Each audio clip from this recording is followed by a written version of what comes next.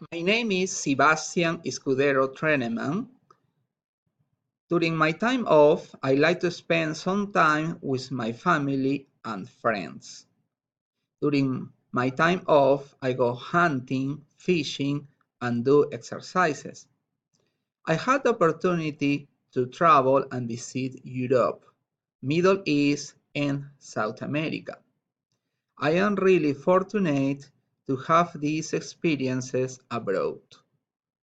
I am actually on my second year of the transition to teaching program through Fort Hays State University, working hard on my Kansas Performance Teaching Portfolio (KPTP) and giving all my effort to get everything done this semester.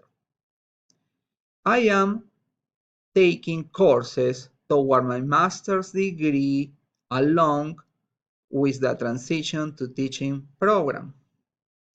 I am currently teaching Spanish at Maxville High School in Kansas.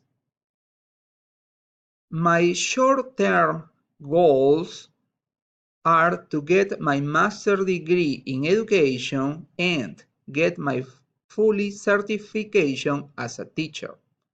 My expectations about this course is define strategies in developing and evaluating curriculums in PKI-12.